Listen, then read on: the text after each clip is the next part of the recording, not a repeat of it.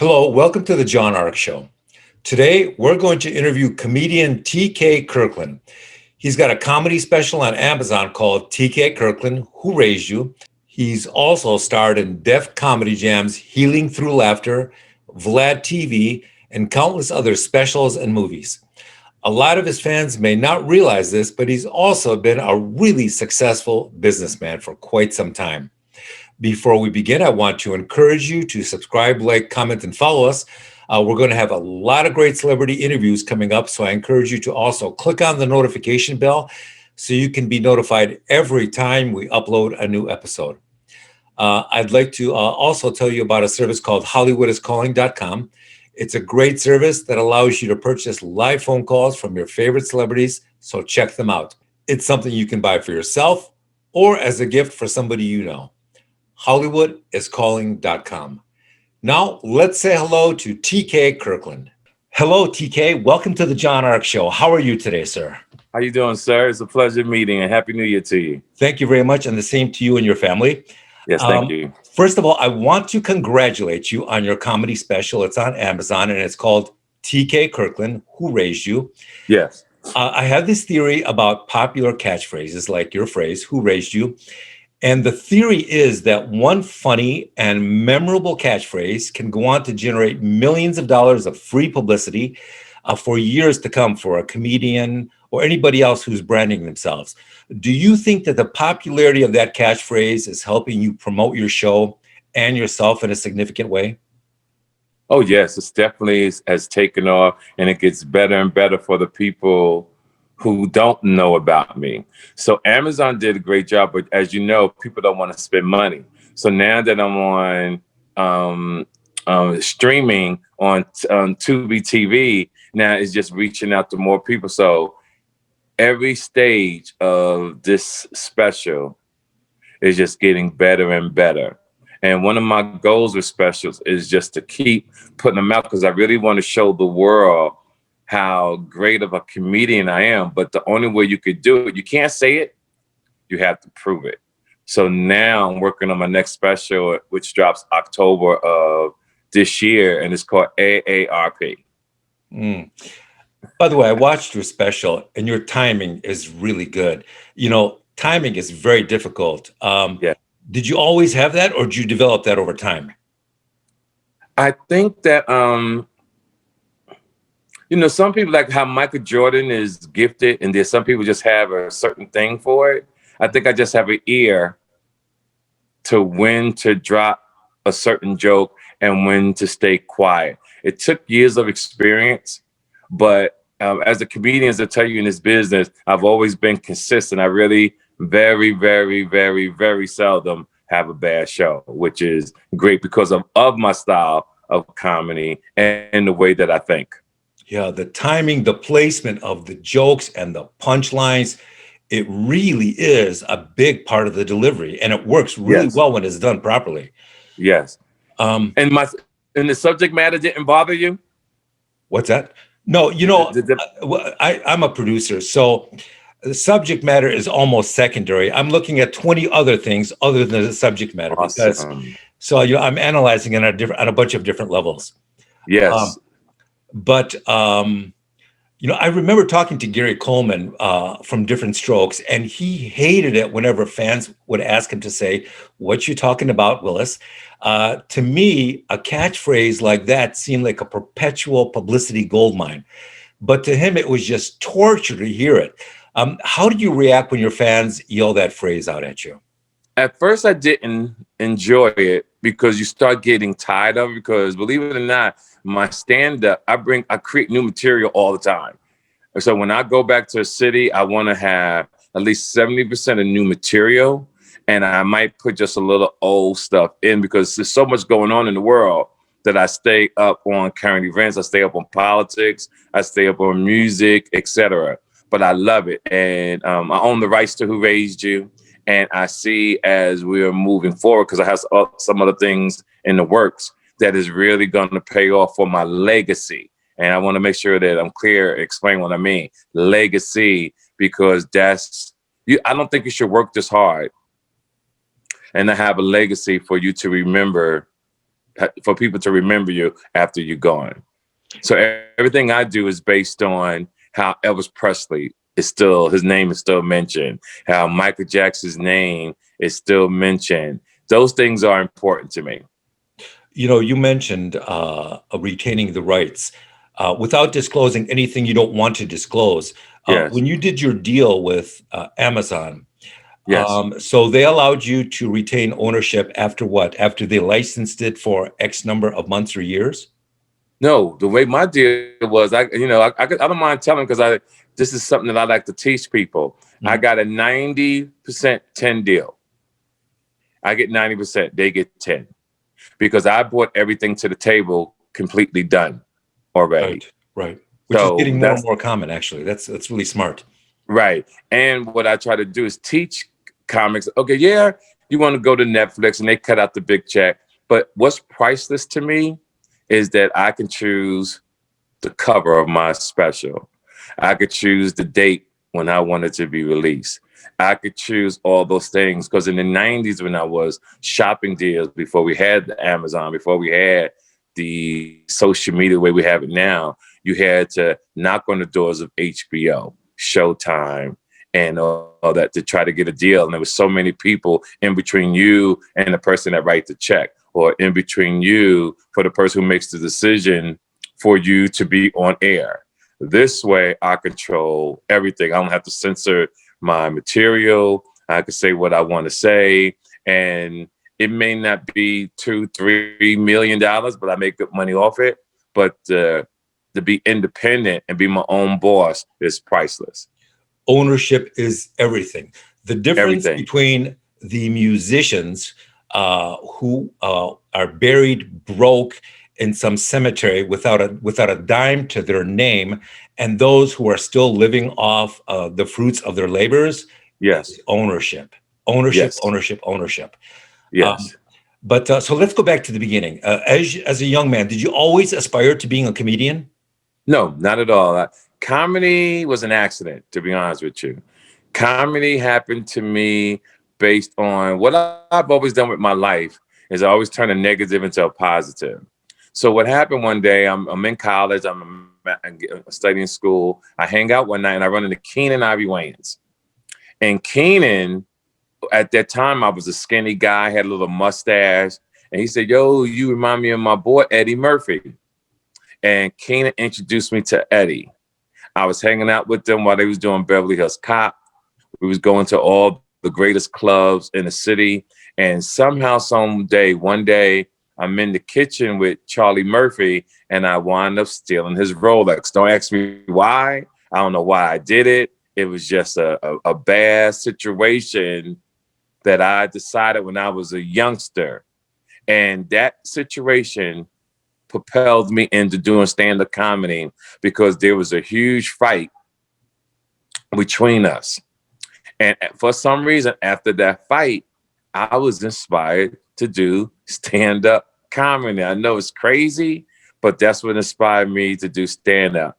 And I had been, that had driven me my whole life. So when I got finished the street life and the entertainment world was really taking over, my whole mission after I started getting my expensive cars and my nice homes, I had to run into Charlie or his brother again to apologize as a man for what I did when I was a youngster was wrong. So I never got the chance to see Charlie ever again, but we would have different little situations where people would relay messages between the both of us. But one day in Hollywood, there's a Rolls Royce in front of me. I'm in my Rolls, and it's Eddie Murphy. He's on a date. I'm on a date. We all sitting in VIP section. I went over, shook his hand, and I apologized. The reason I apologized to him because it was on my heart. He and his family totally forgot about it. But in the comedy world, because I'm always relevant, my stand-up is always good. And you know how we have haters in the world for whatever reasons, people will always bring that up. And so I had to live with it. So it taught me to face it whenever it comes up. It taught me to mention it in my shows from time to time based on when you say something positive, somebody in that room, either in the car or on the way home, is going to bring up your past because you can never let it down. So I face my past straight on. So What did Eddie say when you apologized? he put his hand over his heart and just said, no problem. And said, people still talking about that? So to him, it was petty. To me, it was something I had to do as a man. Yeah, that was very gracious of him too. Yes. So the comedy business is a very tough business. They say 80% of the people who go to college drop out and never graduate with a degree. I'm guessing that 99% of the people who embark on a comedy career quit as well. That career generates a lot of rejection, lots of financial stress. It probably causes a lot of people to develop drug and alcohol problems. It seems like a very hard life, but you've not only succeeded, you've managed to maintain a healthy lifestyle. You sound like you're a big advocate of going to the gym and looking out for your health. Where and when did you first start believing in living a healthier lifestyle and going to the gym? I think it started when I was a youngster, running track in high school, because I've done a lot of great things. I used to run in the Melrose Games at Madison Square Garden in New York as a youngster. So I won that as a high school athlete. And I think some of this stuff has to come from your DNA and the people you surround yourself with. Now, the people around me, some are deceased now, some are in prison, but I took something from everybody in myself, along with what I have with my DNA, along what I have with my determination. Because when you put it with the way you just phrased it, it's just awesome. And because I never thought about it, I did graduate from college. I have been in the entertainment business for 35 years and been very successful. But what other people don't know, but my children praise me, is that my brother got murdered by the police. My dad drowned in the ocean swimming at a beach when I was 14. My mom died of cancer, and my youngest brother died of AIDS all before I was 40 years old. So when people have known this, and my kids who like, Dad, how could you do it? Like, I will be depressed or drunk, they say, and they praise me for it. I just think it's your mindset and your determination, because it's really hard for a lot of people. And when I'm tough on friends and women who I date or people close to me, sometimes I can't sympathize with their pain, because I'm like, yo, you got to be tough and whatever. But then they also made me realize that everybody's not like me. And I'm glad that you asked that question, because it was just a perfect map blueprint of my life. You know, for some reason, a lot of successful males, whether it's actors or comedians in your case, or a lot of other comedians, grow up without a father. And there's something Yes. about that dynamic that just it either breaks them, or it's like rocket fuel, and it just Yes. drives them with tremendous ambition later on. Yes. So that's a common sort of theme that I see reoccurring throughout the lives of successful people.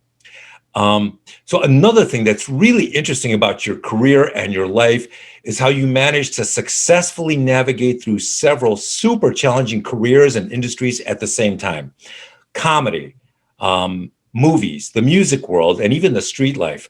It's almost as though you're consciously choosing career paths that are the most difficult and challenging and the least likely to succeed, yet somehow it works for you. Here's what I want to know.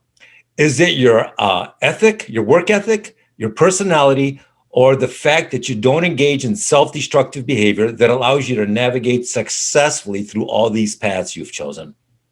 That is a great question.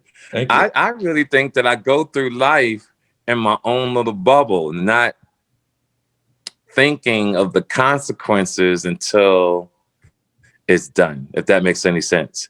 See, I used to get in trouble when I was young, and then when I got in trouble, oh my God, I can't believe I got in trouble.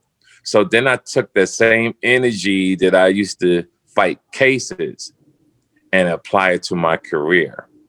And that's like how I always managed myself.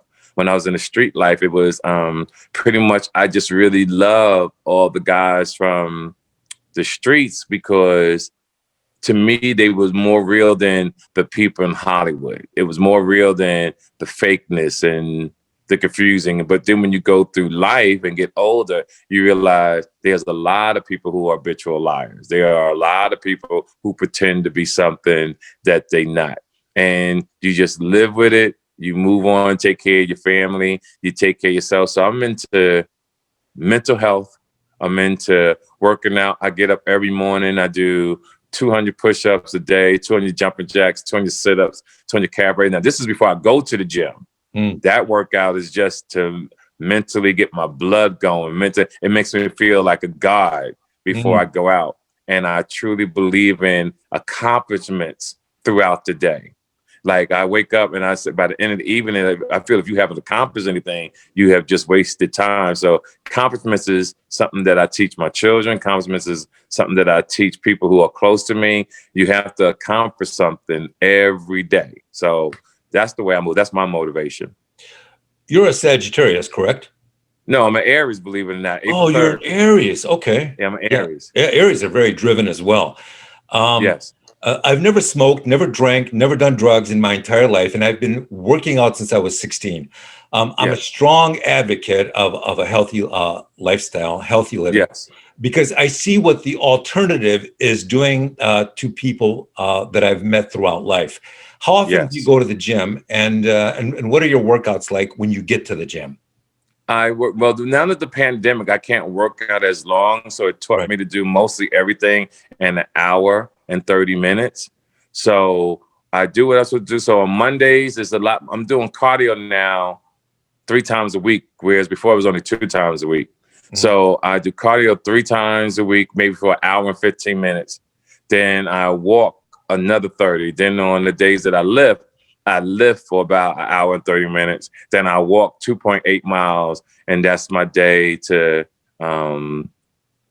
feel active, keep the blood flowing. And what I explain to people, the most important muscle you want to work is your heart. Right. Do you smoke or no? No, don't smoke at all. Don't drink. That decision alone probably added 10 years to your life. Oh, absolutely. So Dwayne "The Rock" Johnson works out all the time, as everybody knows, and a lot of people, including myself, believe it's his incredible work ethic in the gym that fuels his incredible work ethic as an actor and a businessman. It's almost symbiotic. Hard work in one part of your life can fuel hard work and success in other parts of your life. Do you agree? I totally agree. I definitely agree. Yeah, people who don't go to the gym, who don't work out, they don't really realize the importance of it, how it affects everything else, but it really does. To the point that they're depressed. Yeah, absolutely. You have to release that energy. You have to release that energy. You have to have something to hit. You have to have something to kick. You should be able to, if you don't go to the gym, you should be able to run a mile, and it will make you feel 1,000% better. Absolutely. Because what I find, people inflict pain on themselves, right? They inflict pain on themselves. They look for excuses to complain. And I think it all starts in that gym or working out or hitting a bag, and it will inspire you to do greater things. So that's why people like yourself, people like me, people who come from a world of being an athlete, when you share that knowledge with other people, it can drive them to become better people in whatever field that they're in. But if you're not doing anything, just go to work, come home, sit around, gain weight, no activity whatsoever, your body's deteriorating, your mindset is deteriorating, and you have no drive. Yeah, and I also believe that a lot of mental strength comes from physical strength. They're really linked. Yes. So you have a lot of great stories about your friendships with celebrities. Do you put a lot of time and energy into networking with people, or do you simply go to a lot of parties in Los Angeles and happen to meet people that way?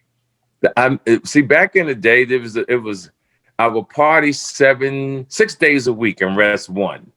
That's how it was when I was coming up in the business. And I was just everywhere. And I didn't realize what I had accomplished until maybe really the last 6 years when I started doing different shows with Mike Tyson, Vlad, The Breakfast Club, and the questions that I was asked. And I'm saying to myself, wow, I really did all this, to the point that they are now calling me in the hip hop world the Forrest Gump, because I have done so much. And it was just at that time, not knowing that was going to end up like this one day, I was just everywhere and just really enjoying life. And now I can sit back and see, wow, I really did my thing.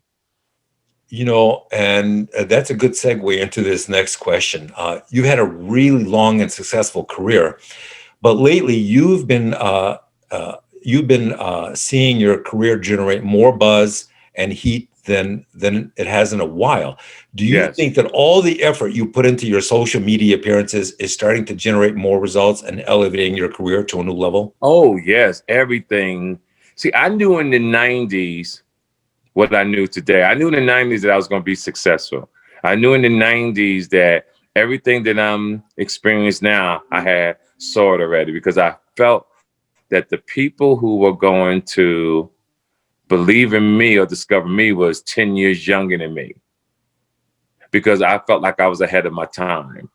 So when I would walk the streets, or when I would fly somewhere, and even when I might have doubted myself because people were getting on BET, people were doing certain things that I felt that I was much better than them, but didn't have the right opportunity. It was the fans that kept me going by saying, yo, you the best, or yo, I enjoyed your show. And one story was this young lady had read her cousin's diary. He had died. He had got murdered. He left the house, went to go get a sandwich. And when he turned the corner, he walked right into a situation where it was an armed robbery. And when they read his diary, he had said that he met the greatest comedian ever, and it was TK Kirkland. So stories like that always motivate you, that always keep you going. And don't get me wrong, sometimes you have maybe that slight doubt in your mind because nobody's perfect over these years, but you find the will to overcome it and just keep it moving. Tell me about the effort and work it took to produce your latest special on Amazon. How long did it take from concept to production to airing on Amazon? Well, here's what happened. I got caught up in a situation where I had met this attorney and he told me he was going to get me on Amazon and all these kind of things. So just follow me on what to take on the story. Sure, So sure. I meet this gentleman, Jason Riggs. Jason Riggs wants me to do a comedy album about 2 or 3 years ago. But Jason Riggs' deal was a horrible deal. So I kept hanging the phone up on him. So once we agreed to the deal, we put out the first comedy album, which went on Pandora, et cetera, generated a lot of money for me, called Who Raised You. Now I filmed the special Who Raised You in Fort Lauderdale, Florida. So a year went by because I was believing this attorney that he could get it on Amazon, not knowing the procedures. So the gentleman, Jason Riggs, who's my distributor through my record label, because he also gave me my record label too. I said, hey, I got the special that what I have done. I want to get on Amazon Prime. And he said, yo, you could have been brought it to me. I never knew he was my guy to put this on air. So I was a year late putting it on. So go ahead. I'm sorry. So, no, finish your story. I'll ask it when you're done. Okay, so it was a year late going on. Um, so then I was getting ready for the next special, which would have been dropping this year. But what happened is that the pandemic happened. Mm. So we wasn't able to film it. I was going to film it in Milwaukee late last year, early this year, for it to come out in October or November this year.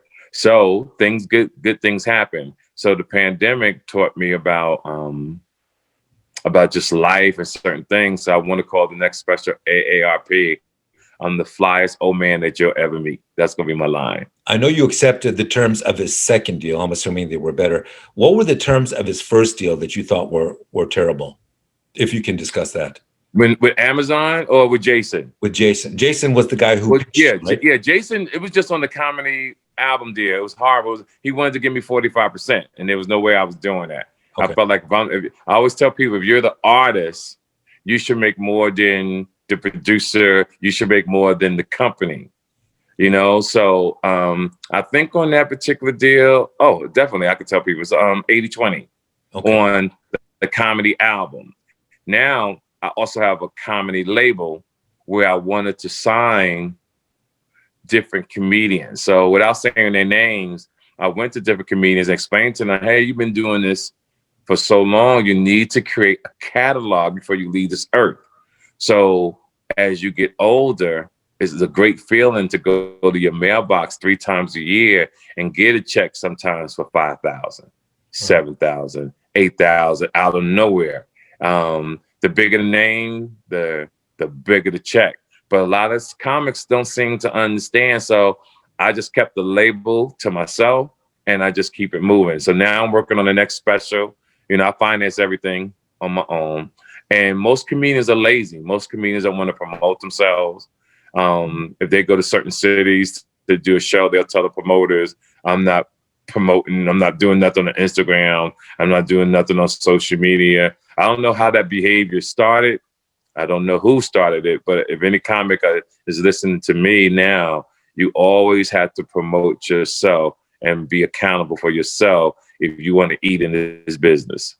I have a theory about how it usually starts, how the behavior usually starts, and that is they haven't put in enough 12-hour shifts at McDonald's to realize how hard life can really be. Oh, you hit it on the nail, sir. Because I actually did work 40 hours once. I've actually worked in the factory once and know you cannot make this kind of money there. And so to travel the world, the best hotels in the world. And, you know, I'm not married, so and I love women. So to date beautiful women all over the world, it doesn't motivate me, but it's some of the perks that come with the business. And I love it. Yeah. Do you plan to do more specials in the future on Amazon, or are you thinking of taking things in a different direction? I'm going to go to Amazon until Netflix throws me a nice little check one day. But then I'm still going to do Amazon because my career is based on financial gain after death. I'm going to be one of them celebrities that when I leave here, people are going to really find out the type of comic that I am and realize that I was truly one of the best people to ever touch the mic. So everything I do is based on intellectual property, is based on creating a catalog and things, even for my podcast, that when people do really find out me in a big way, we have all this stuff documented to see what I was thinking, see how I was moving, and how my jokes stood the test of time. When you say your legacy after death, is that because you really want to look out for the financial well-being of your children someday when you're gone? It's both. It's because I think that people are going to appreciate me when I'm gone one day, even more so than now. So I see a lot of people don't know who they are and what they came to do on this earth. And I know what I came here to do. It was to help people. I've done that, still doing it. What I'm doing for myself is just extra perks for me. So I feel with all that said and done, this is and still is a great journey. Did you ever know comedian John Witherspoon? Very well. You know, he's from Detroit, and you know, Detroit is one of the most violent cities in the world. I grew up there, so I know about violence. Yes. And you know, I never met him, but every time I saw him, he was always the funniest guy on the screen. Always. Yeah. Yes, that's why Eddie Murphy loved to have him in his movies, because the guy was just unbelievable. Yes. What was your impression of him? He worked extremely hard, but what he taught me was I'm not going to work that hard at that age and still be traveling. See, I felt that Dick Gregory was working too much at their age to do what they're doing, because at that age, when you get older, you can't travel like that. And they was working like they was in their 20s and their 30s still. And I just really, I'm not a person of that. So that's why I'm thinking about just giving this like 3 more years. And I got some other things I have up my sleeve. And I think I'm going to focus on that. And maybe instead of just really retiring, semi-retire, and maybe go out maybe twice a month.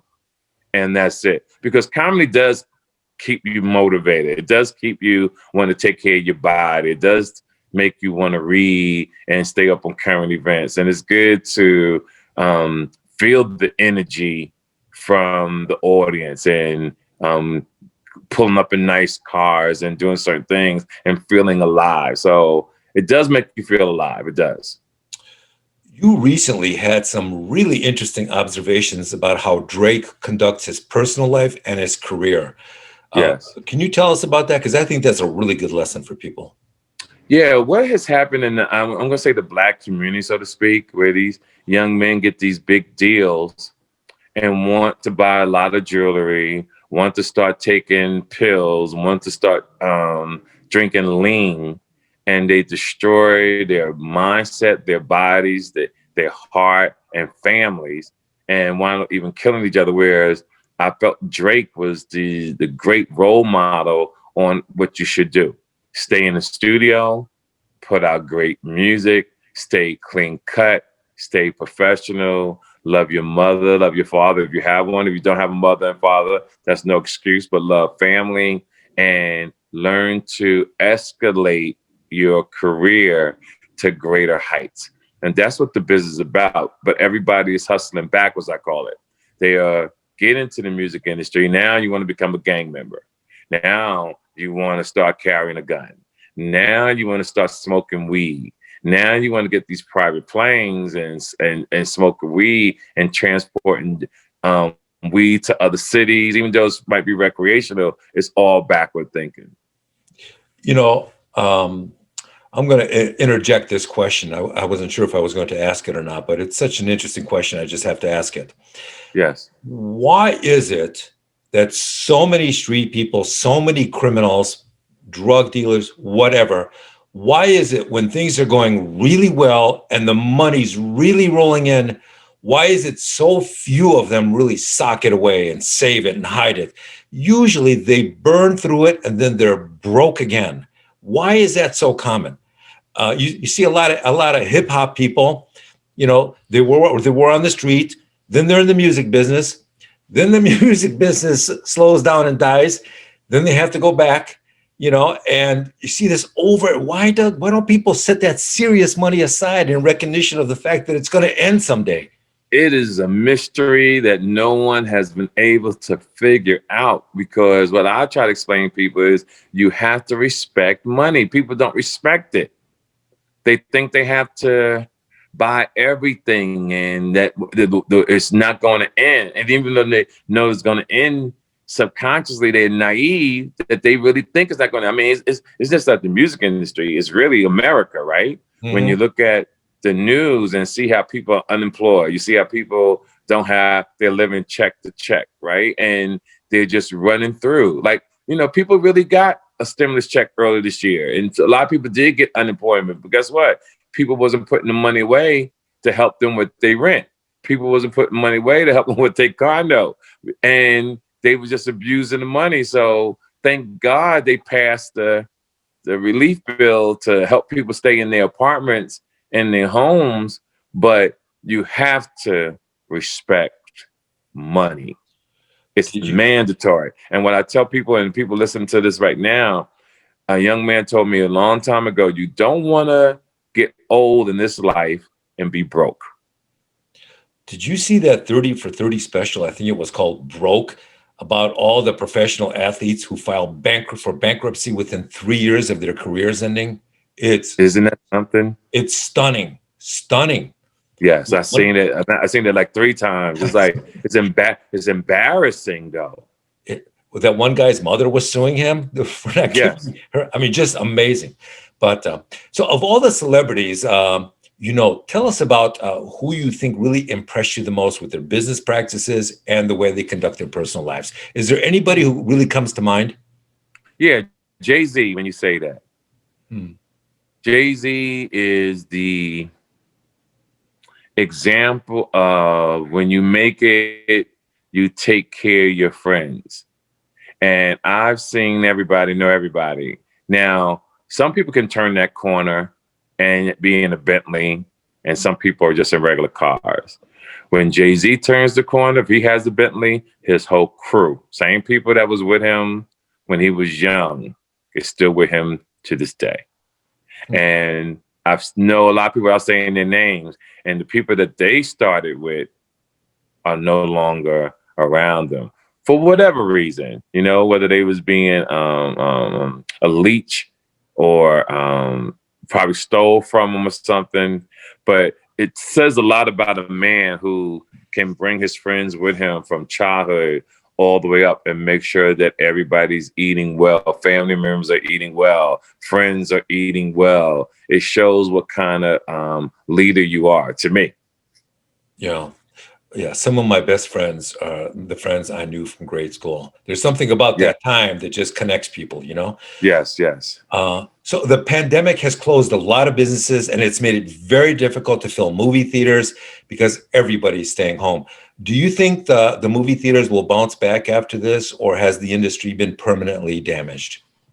That is a great question because there's so much uncertainty in the world that you really just don't know. So I'm set for the rest of my life, but it's good that some cities do have loose rules that you still can go out, tell jokes but the pandemic has separated the men from the boys.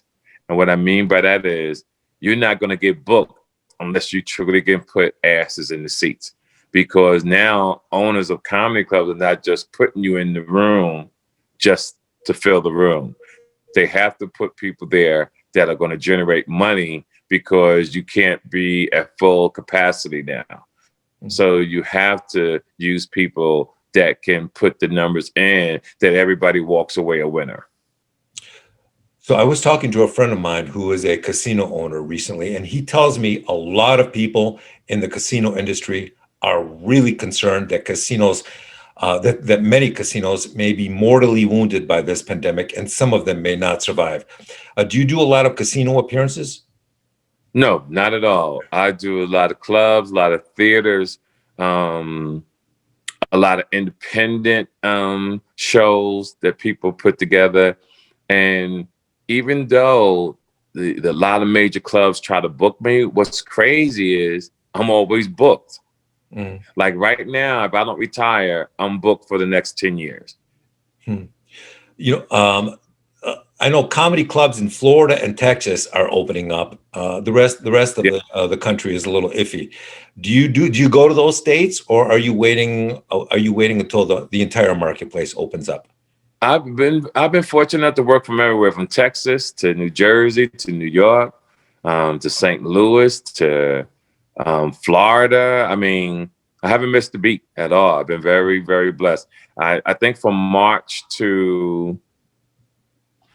of last year, I think from March, maybe 2 or 3 months to slow down. But I was so thankful because I had been traveling so much my whole life that I never got a chance to enjoy my home, never got a chance to enjoy the little toys that I have because I was always just gone. Like, I had brand new cars that after a year, maybe only had 700 miles on it because I was never home.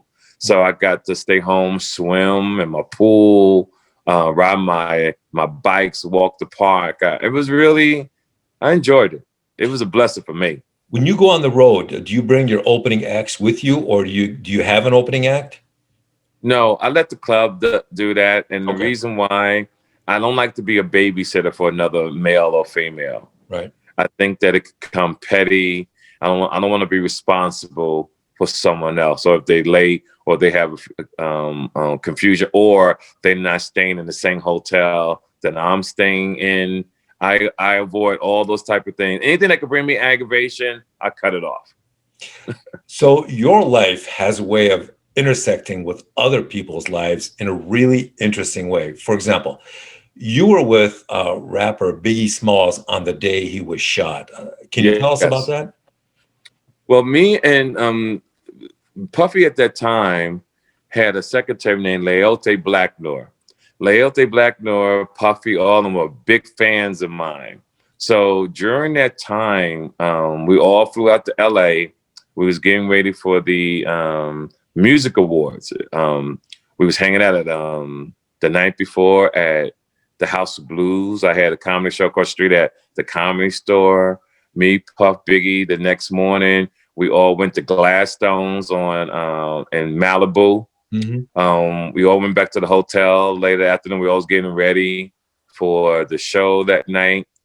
So in the lobby, everybody's talking about what we're doing. So we all went to the party, but I had a comedy show on Crenshaw. So I saw at night, the place was, it was really one of the best parties of the year because everybody showed up. The atmosphere was just amazing. But I also saw a lot of people from gangs that I knew that were there. And I was saying to myself, oh man, this party's not going to last long. But I had met some young ladies there. I took them with me to go do my comedy show. Once I was done performing, got back in the car, drove back to where everybody was, and the cops was out there at the time. So people told me that he had got shot. I didn't want to believe it. So I went to another party with Outkast, with Andre 3000 and those guys, and performed with them. Then something just told my conscience to go by Cedars Sinai Hospital. So when I went by there, I ran into Leote, and she had told me that Biggie had passed away. And I just went back to my hotel room in shock and sat on my bed. I remember like it was yesterday, and called my mother. And I told my mom that Biggie had got shot. I couldn't believe it. So, and I think it happened March 9th, 1995. And the reason why I called my mom, because my brother 2 years ago had got murdered by the police, and his birthday was March 9th. Hmm. Hmm. How old was he? My brother was only 35. Wow, you were young. Yeah. Uh, every time I go out to LA, it seems more apocalyptic and crime ridden than ever before. A lot of my friends, celebrity friends, are moving out, and or they're planning on moving out. Do you still feel safe in LA? And if you were to move, where would you move to? I left LA about 18 years ago. I live in Vegas. Oh, okay. Yeah, I live in a beautiful area in Vegas. It's the greatest thing that I've ever did in my life, and I just love it here. You get more for your buck because I was in the real estate, Mm, and put it like this: in real estate in LA, I had over $1 million worth of property, but they was all in South Central. mm, So then the market collapsed. So I had to do short sales and took a big loss on a lot of property. So I have a bad taste in my mouth about Los Angeles, mm, California, especially when it comes to real estate, because I think it's just so overpriced. And mm. I found Vegas or Arizona to be great places to live for your money, great places to live as far as the weather, and great places to live because pretty much when you go to those cities, everything is new compared to when you go back east. Everything's over 100 something years old, and maybe in certain places there's new things. But on the west, Vegas, Arizona, new houses, new roadways. I just love it. It's just great for me. Do you think you'll ever get back into investing in real estate, or are all these eviction moratoriums just scaring you off? Yeah, I don't know what I'm doing. I think I'm gonna hold on to everything Mm, and see which way to go. I mean, I do invest. I invest in tech companies. I do invest in a lot of different things, but I don't do it aggressively. I'm the kind of guy I like to know that I'm involved, meaning I have a little bit of money in everything. And whatever happens, happens. But I don't do it to get rich. I do it that if I ever want to check one day, I can go pull out some money here and there. But I'm very conservative anyway. Like I'm the kind of man I only spend when I know I got coming in. I'm not spending nothing if I know nothing not coming in. It's like corporations when they do hiring freeze. They know that they're doing bad on that particular quarter, so they can't hire anyone. Well, I use that same formula for my life. You know, was this financial conservatism something that you learned, you know, during the early years when money was really tight, or was that just your family's culture, or where does this stem from? I think I listen. I listen a lot to people, and I think I just applied that to my life. We didn't grow up rich, so my mother and father struggled a lot too. It's just that I was the breadwinner, and from hustling and doing certain things with my life. But one thing I believe in is respecting money. And then, like I said, people you meet through your journey has a tremendous effect on you. We know, like, you can raise your kids a certain way, but if they have certain friends who are horrible, they can go down that path. Well, with me, even when you become grown, you still can be influenced. Like, a lot of people are influenced by politics. A lot of people are influenced by certain presidents, and you are shocked when you see that a grown person can be influenced by another grown man or woman. So I look at the positive sides. I look at things that that had benefited me throughout my life, and it was always people who had a great outlook on life, who respected money, and I just respect money. Wholeheartedly, I respect it. So Without it, I don't care what nobody say. Without it, you have. It's not that it can make or break you. Yeah, it can make or break you. Yes, it can. yeah, It can make or it break. does it every day. Yeah. Yes, it can make or break you. Yes, it can. So Los Angeles and the entertainment industry always struck me as a really difficult environment to meet someone normal, sane, trustworthy to start a relationship with. I Yes. mean, it's the land of super predators. Everybody Yes. seems to be setting everybody up for a lawsuit down the road. I agree. It's like it's part of the new dating model, you know. Yes, yes. And what has your dating experience been over the years as an entertainer in the US? And also, have you ever dated women abroad, and how has that worked out? I could tell you this: women abroad is they think different. It's not really about money to them, even though they could be pretty successful. Women abroad are more into character than what you really have, even though what you have still is important. I find that over the last 20, 30 years, the common sense level is going down a great deal. People are getting worse into material things. The reading levels have dropped. Math levels have dropped. And then you have to find a female or a male that that's really on your level to date. Because as you know, as people say, you want to find people who are equally yoked.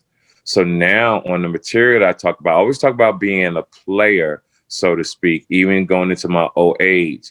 So even in my act, I talk about my experiences and how now, since I used to be a player, I used to take care of women. Now I'm on Christian Mingle, dating women and making sure that they're a great. And one of my new business, I met a young lady in Christian Mingle.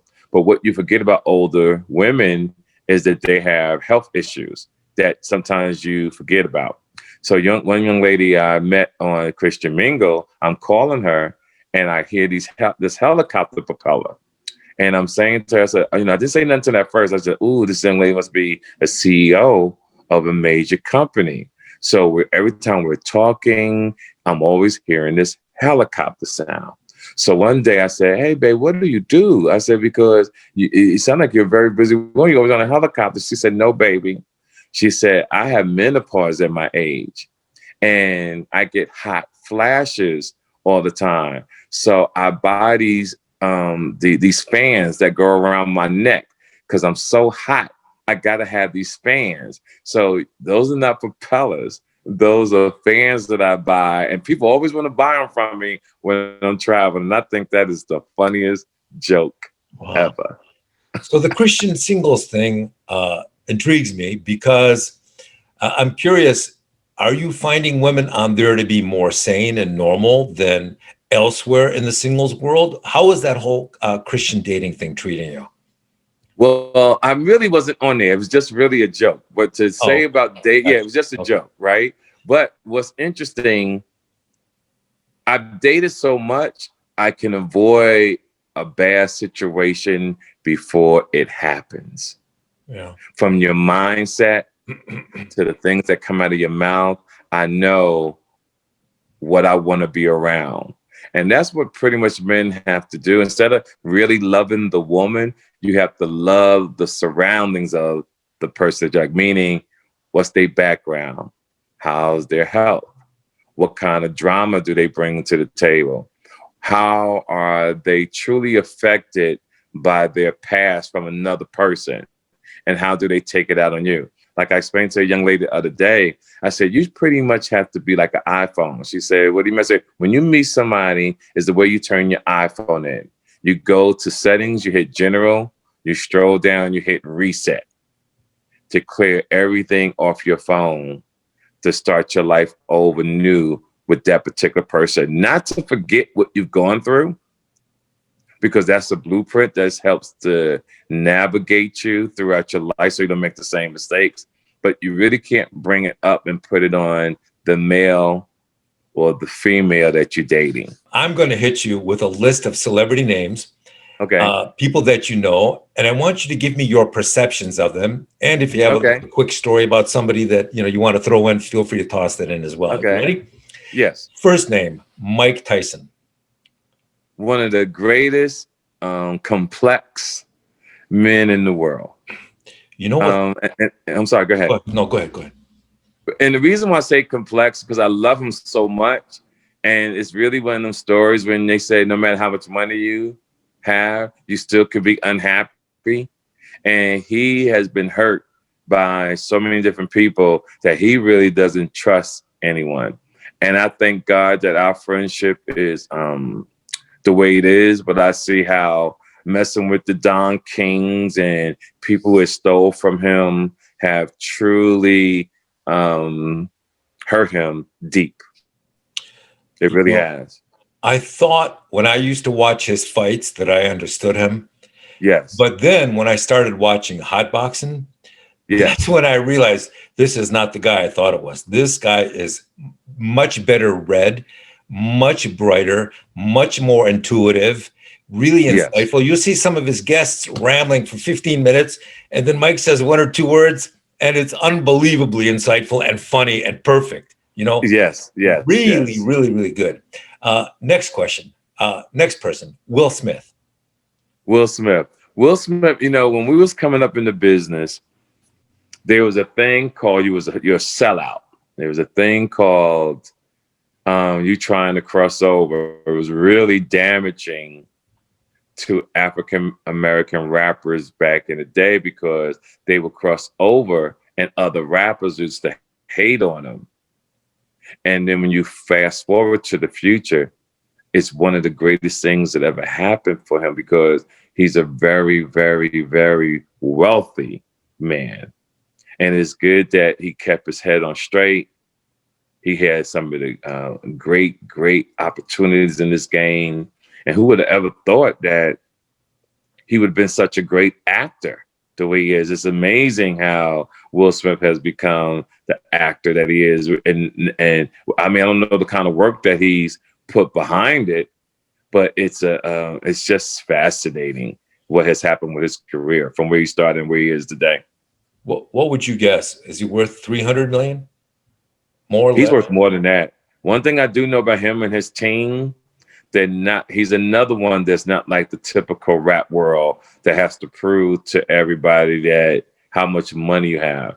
Because what happens in our world is that people have a tendency to listen to the person with the most money. And the person with the most money doesn't necessarily mean has the right answers for your life or the right answers to motivate you. We don't know how this person may have cut and what corners they cut to get to where they are. So I teach my daughters this. I teach people who listen to me, and I'm teaching people now. Always try to find the character of the person that you sitting across from. And that right there can solve 99% of your problems, their character. Next name, Suge Knight. Ooh, good question. Good name. Suge is an interesting gentleman. Now, Suge used to be my bodyguard when I Really? was on. Yeah, Suge was my bodyguard on tour with NWA, me and the DOC. So then one day I remember at a party in Los Angeles, Easy E threw a party, and Suge now was driving a beautiful Mercedes Benz. I mean, gorgeous Mercedes Benz. And then I started hearing rumors that he had held Vanilla Ice outside the window for royalty. So I had put two and two together. I said, oh, he must have got the money from that to buy that particular Benz. Then I had saw that Dr. Dre was leaving Easy and those type of things. And to see how his career went from being a bodyguard to one of the most powerful CEOs in the industry, then to see it all self-destruct is amazing. Because I like Suge. Suge has always been respectful to me. I've done some things to him. We had to sit down like men and hash it out because I had a debt. I had took something from him. I had a debt that I had to pay. I paid the debt. He truly loved me as a person. He always gave me positive insight on TK, keep doing this. So matter of fact, he used to pick me up too in his car and we go hang out back in the day. But to see where he's ended up now is sad. But in our lifetime, we have so many sad stories. And the stories like that keeps me, believe it or not, in doing the right thing, not wanting to be in prison at a older age because I just really love life so much. So I take these stories that I hear and say to myself, I don't want to be like that. Next name, Kanye West. Complex guy. I think that if he'd have never married Kim Kardashian, that he still would have been able to do great music and do great things. My opinion of Kanye West was there's certain men in the world who can't date women who have been with multiple men. A man to me is like when they do get married, they want that woman to be sort of like a prize, almost a virgin if we could help it. So that when you walk into a room, you are prideful and thankful and you appreciate the woman that you chose. And I think by Kim, there's nothing wrong with what she did. She lived her life and it got her successful. She did what she had to do. But there's certain men that can't deal with that particular behavior, and him having children with her, etc., and him leading to where his mindset is now. I think that marriage has truly deteriorated his thoughts to him drinking, to him acting the way that he acts, and his marketing strategy is annoying now because he only puts out crazy things when he's about to drop an album or he's about to do something. That's all of a sudden he wants to come out and say the most craziest things to get people going because they know they're going to bite. Next one, Sean Puffy Combs. Sean Puffy Combs, interesting gentleman. I had a crisis with Sean. I was accused of stealing Sean Puffy's credit card in 1998. And it was a lot of jewelry involved, but it was a female who I was dating at that time who pretty much had the connect on that. But when we got caught, I never snitched on her. I never said who the female was. So I took the heat. And so when that happened, a lot of our associates that Puffy know and I know they wasn't mad at me, believe it or not. They was really mad at him for trying to press charges with me because it was only a credit card. But what people never knew, his credit card never got used. The credit card number was stolen. It was not his credit card, it was a credit card number. What happened, the jewelry store never ran the number. They called the police department, pretended that this particular transaction was going to go down, and it never happened. So during that time, it was all publicity for the New York Police Department. It was great publicity for the jewelry store. And even though the prosecutors wanted me to do some time because they wasn't getting me on the Puffy case, my problems occurred because I had been in trouble in my past. So when you catch a felony less than a year, there's a law to all the young men and women out there called predicate felon. And when you become a predicate felon, there's a mandatory sentence from 2 to 4 years. So when we went to court, I had hired an attorney out of Baltimore who was African American, but it taught me a lesson. There's still racism in the court system. And the judge, I could tell, did not respect my attorney. So as time went on, fighting the case, I think I fought the case maybe 2 years. I fired that attorney and hired 2 attorneys out of Long Island. I felt like a mobster because their names was Tony Capitello and Frank Donato, 2 of the best attorneys New York State ever had. I mean, you know, when they walked into the room, you could see that they had $3,000 suits. They had the product in their hair, probably just came out the tan booth, maybe just 15 minutes before coming to court. But they really knew their stuff. And they took it from 2 to 4 to probation. And I wound up doing probation for 5 years. And that truly changed my life. Jamie Foxx. Jamie Foxx, one of the most gifted, talented people on this planet. I wish he would have struggled a little bit more to really bring out the true talent in him. But Jamie got discovered in less than 7 years of his career.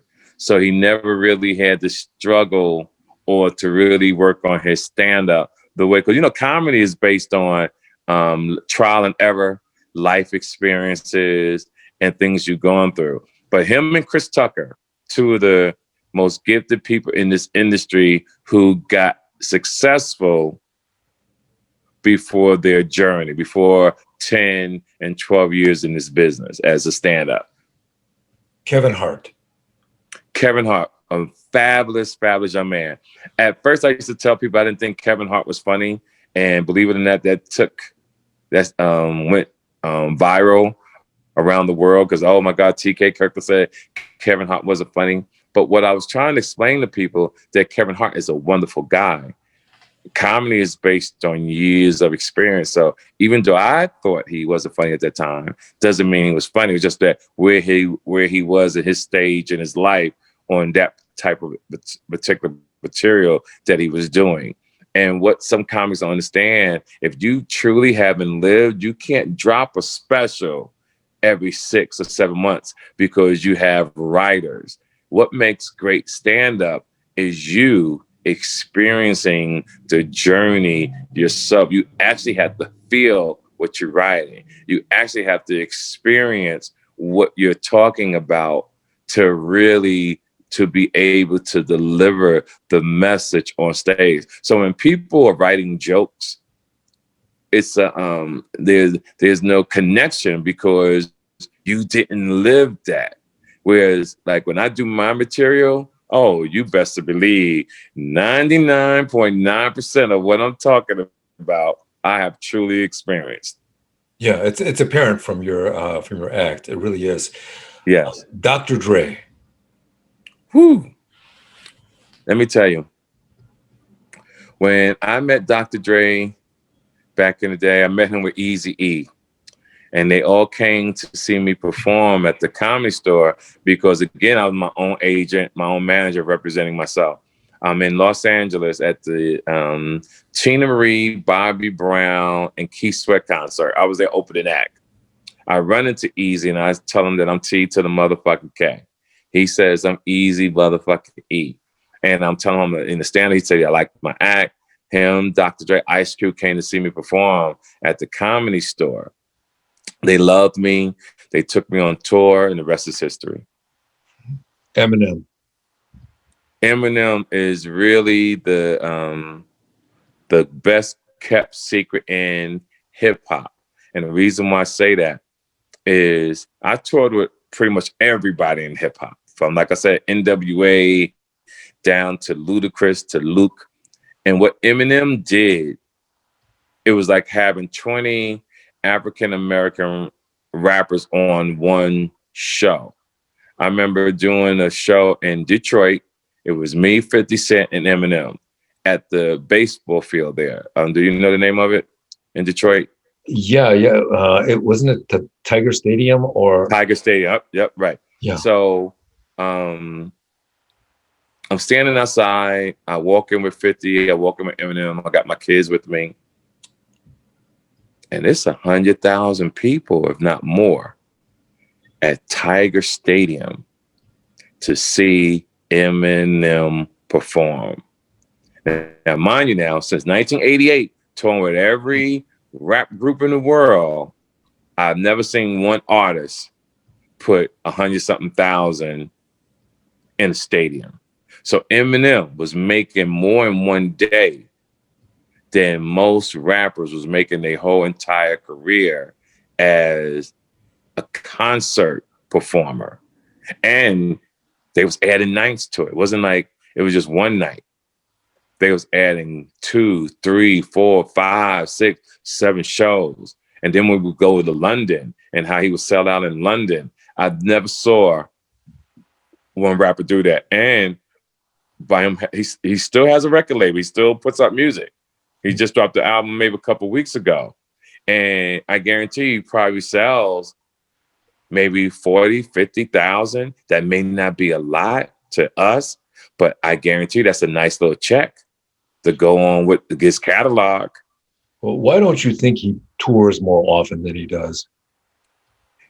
Eminem was one of those guys, to me, he had ambition just to go as far as he went, and he was done with it. Because to me, Eminem was a movie star. That surprised me. The movie was so good. I thought he'd put out more movies than he did. He was a legitimate star. He had the look. And people gravitated towards him. And give you an example on why I know he was this powerful. I had an agent at the time, and the agent and the young lady who puts out the Atlanta Housewives, I forgot the executive producer on that show. She worked with this other agency with Chris Lighty. Well, they wrote a script for me and 50 Cent to do. But what they did with us, African American, they wanted to see if 50 Cent numbers was going to do as well as Eminem's numbers opening weekend. And 50 numbers was horrible compared to Eminem numbers. And that's why I never got that deal. You recently gave out some brilliant legal advice that surprised me. It really caught me off guard. You said that you had a legal case coming up and that for months before the case, you would go to the judge's courtroom and just watch and observe which lawyers he seemed to like and get along with. And that's how you knew how to choose your lawyer. Absolutely. That seems genius. Can you tell us about that? Can you tell us about that whole situation? Yeah, I'm into character and personality. Depending on the attorney that you have, can have a tremendous effect on a deal that you have with a judge. So I went to this court for months to watch different attorneys to see who had a good relationship. And I also spilled that over to Bill Cosby. If Bill Cosby would have found the right attorney in his local area, an attorney who goes to that courtroom almost every day for the last 20, 30 years, he would have got a better deal than what he did, along with someone that can convince Bill Cosby to put his ego to the side. And let me prove my point here. Either way, Bill Cosby was going to have to register as a sex offender. Either way. So if he'd have took a deal and been on the street and would have had to go whatever programs he had to go to, but he would have been on the street. His ego said, because no one can tell you to go to trial unless the client says we're going to trial. So Bill Cosby told his attorneys, we're going to trial, I'm not guilty. But they were hungry for him and they wanted to get him. So he brought in outside attorneys to fight a case in Philadelphia where, guess what? You got a local attorney who knew the prosecutor. Now a year goes by, 2 years go by. Hey, prosecutor could get in trouble, or prosecutor can get a promotion and wind up going clear across the country because they all are career driven. So you sit and wait. It's a chess game. And that's what could have happened with the prosecutor. Or a good prosecutor said after a while, hey, we're going to offer your client a deal, because everybody gets offered a deal. And Bill Cosby got offered a deal. I guarantee it.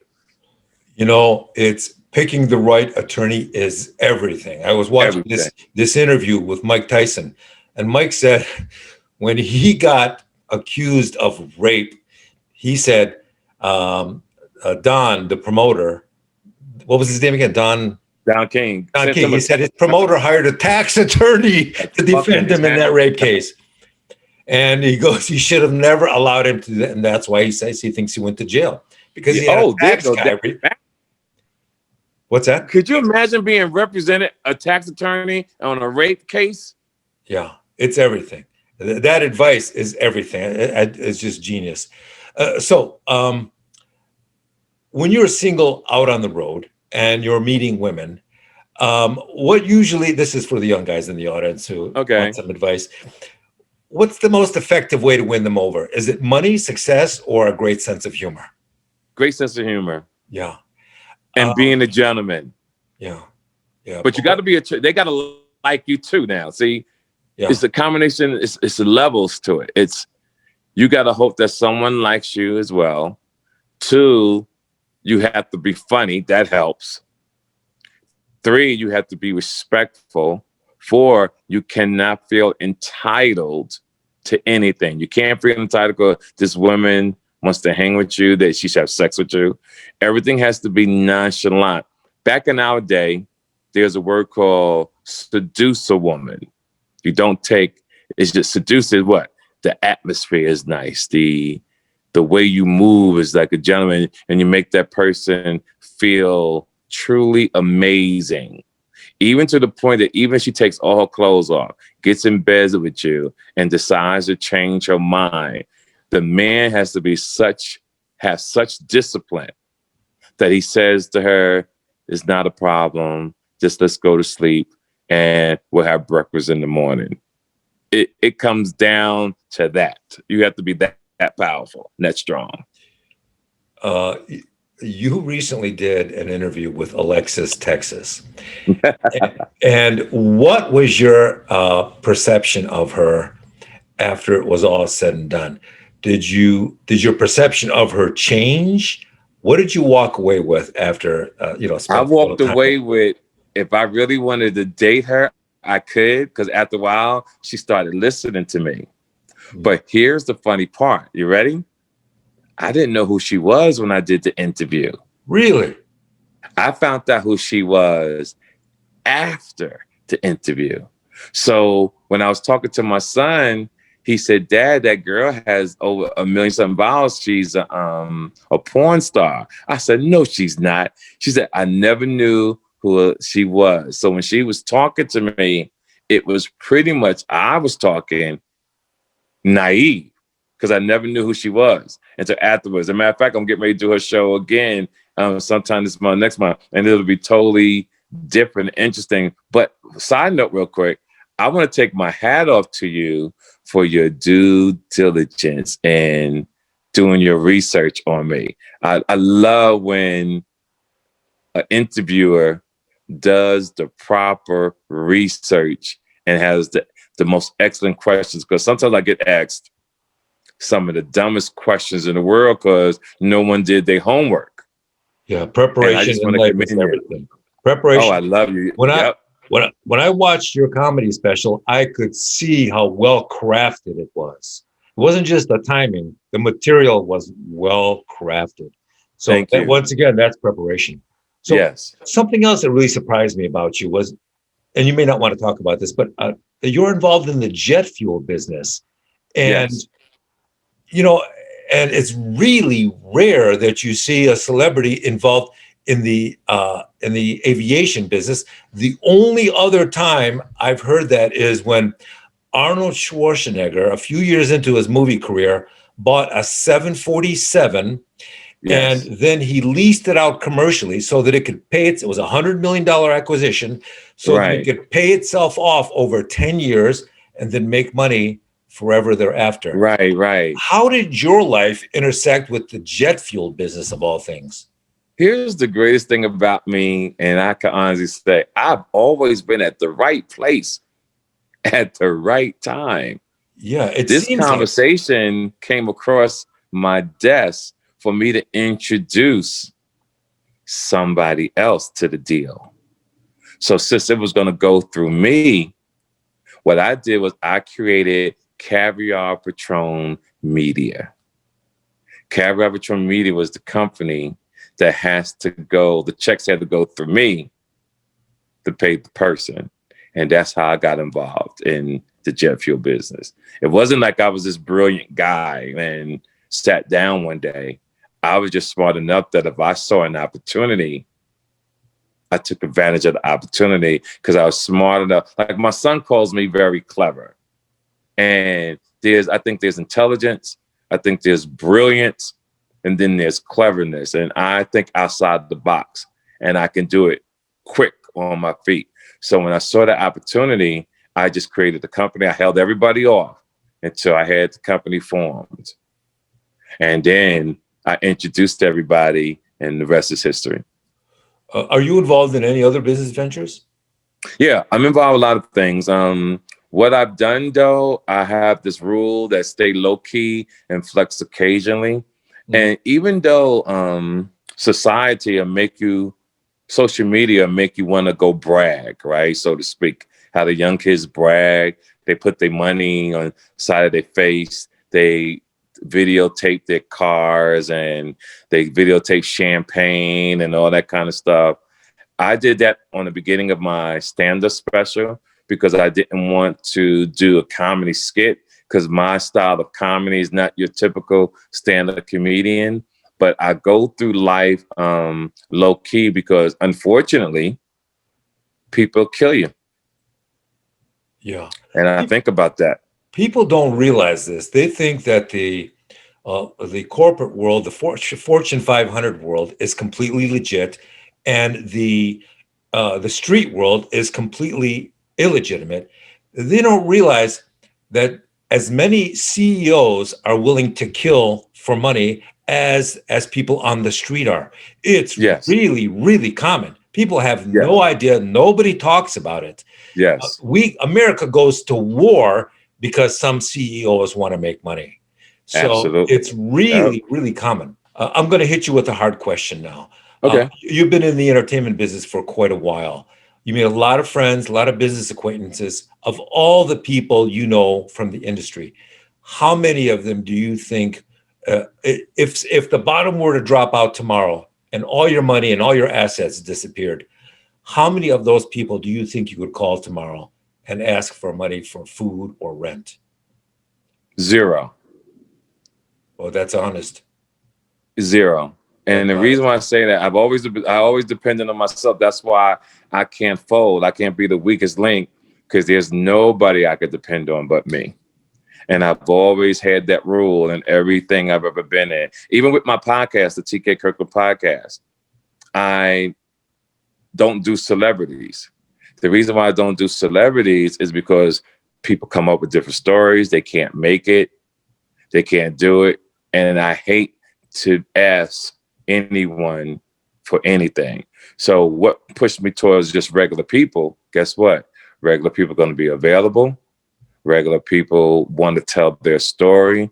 So I am the voice to the average man and woman on this planet whose story can go on my show, to my listeners who are in the UK, who are in Africa, who are in China. that might be going through the same thing, and it can help change their life. This question is going to be a lot easier. Who are some of the best Okay. looking actresses you've seen in Hollywood in the last few years? Zero. Zero. Yeah. Have you ever met Rihanna? Now, very attractive woman, but I'm more attracted to women, just everyday women, every day, like going to the supermarket, going through the airport, ambitious women who are just getting a degree or creating their own business, but just still got a certain swag about them, a certain style, because Hollywood has a tendency to make you kind of shadow, in a sense, depending on how it affects you. And I just don't think two entertainers really should date each other, because you're all after the same thing, right? So one has a bad year and you're doing successful, depending on her upbringing, it can be bad. So what I've done is stay away from anything that can aggravate me.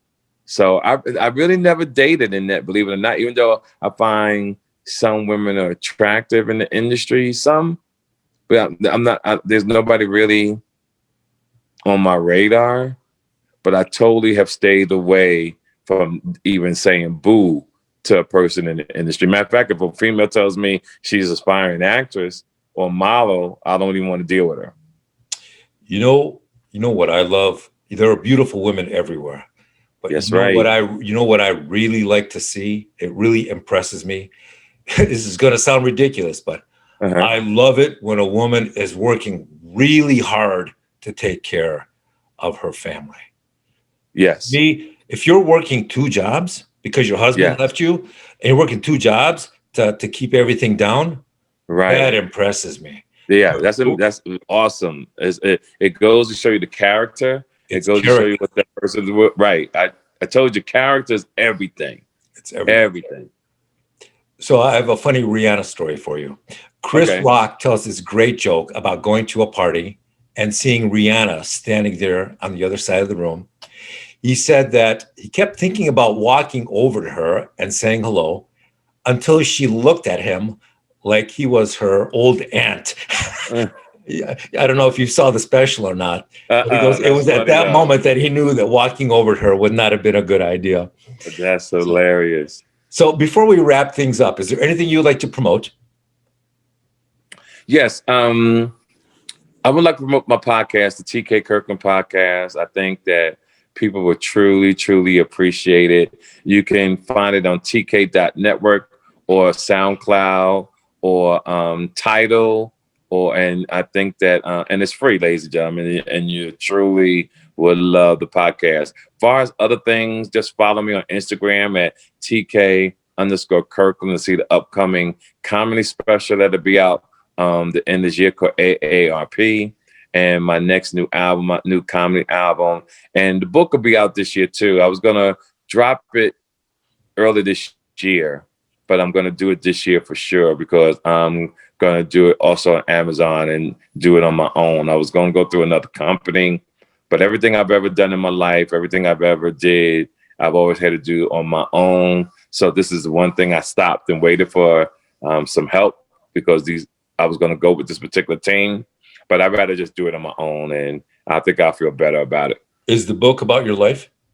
The book is about my life. I'm still thinking about calling Who Raised You, and the reason why I'm gonna call it Who Raised You is because, like I said to you at the beginning of this interview, everybody I've met had a segment from them that I took to apply to my life. And Who Raised You, what I want people to understand is, as you get older, as you take your flight pattern, because we all have different flight patterns, and everybody's journey has led them to where they are at that particular moment with the person that they're talking to. So all their experiences are led to that moment. And I want people to understand that whoever you talk to, whoever you meet, has an influence on you. So those people, those things are the things that teaches you to become either better in life or worse in life. And that's why I call it Who Raised You. Yeah, I think it's going to be a hit because your life has intersected with so many interesting events and people that I think people are going to want to read about it as well. It'll probably get made into a movie as well. I hope so. TK, it's been a pleasure having you on the John Ark Show. I want to wish you continued success, and you are always welcome back on the show, sir. Hey, let me tell you something. I truly enjoyed this interview, and have a great year, and may your pain be champagne. Thank you very much. You too. And I wish you all the best. Bye-bye. Well, I hope you guys enjoyed that as much as we did. I want to thank our viewers for watching and tell you that we're going to have more great celebrity interviews coming up and more breaking news stories. So we want to encourage you once again to subscribe to our channel, click on the notification bell so you can get notified every time we post a new story. See you soon.